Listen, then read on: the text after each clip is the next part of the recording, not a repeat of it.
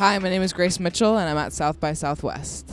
I feel like I really enjoyed creative writing and just generally being creative and making music from a young age, and then thought that I was probably good enough to start pursuing it actively around like 13, and then like a really elaborate snowball effect of wonderful things that ended up happening, and I was traveling down to LA and just being in the studio and meeting with record labels, and it all just kind of ended up happening, and I feel so grateful for it all. I think that with every performance, some more than others, I like start to get kind of weird and like nervous and self-conscious, but then I have like several mantras that I use to kind of bring myself back down, and I just like remind myself that like the show is going to be dictated by how I want it to go versus like how the audience wants it to go, which is like sometimes you think that a show is going to be determined by what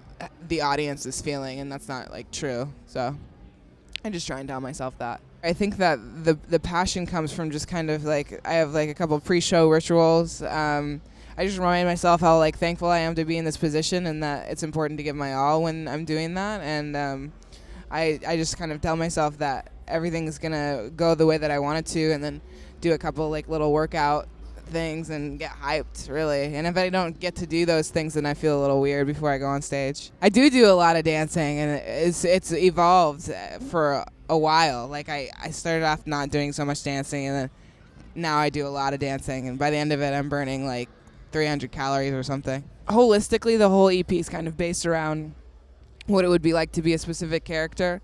It's kind of like I explored what it would be like to be this alter ego that's kind of like reckless, like youthful person who's just like learning everything for the first time and experiencing things as they come, and just kind of what it would be like to be in that person's head, which is like sort of like myself, like not entirely different from myself. So I kind of wrote all the songs based on what it would be like to be that person experiencing everything. Mark Foster and I kind of ended up we collaborated on all of the production for the EP, and kind of decided that we wanted like for a lot of acoustic instruments to be involved. Like we started mainly on all acoustic instruments like piano, guitar, bass, and then incorporated electronic instruments and synths later in the process. We ended up recording like the majority of the EP on this really old analog synth called the Fairlight, which is crazy.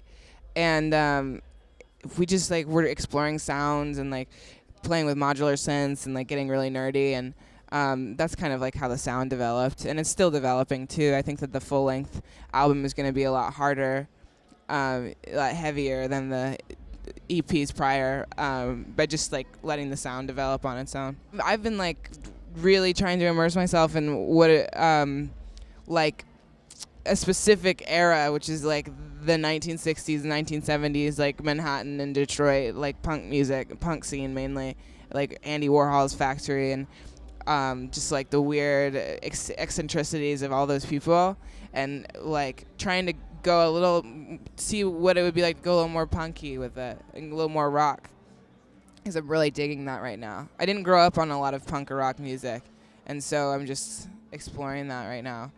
So that's where my influences are coming from.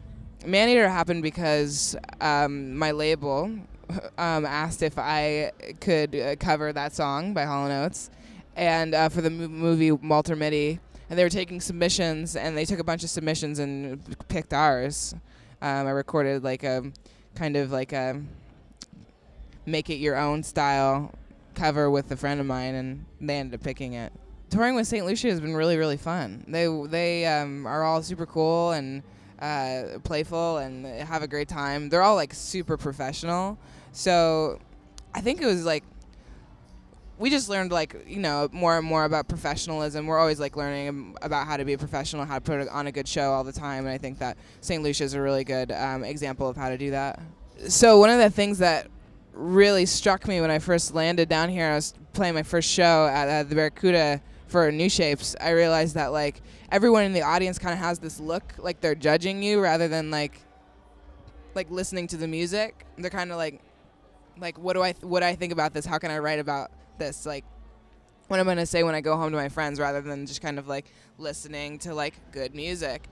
And I was thinking to myself, like, if you can make the energy shift somehow so that it's a fully immersive experience where you can make them want to watch your show rather than judge it, like that is, if you can hone into that somehow, that's the advice that I'd have for other artists, is make sure that you're letting the audience experience a show rather than kind of like a presentation. Hi, I'm Grace Mitchell, and you're watching Grammy Pro.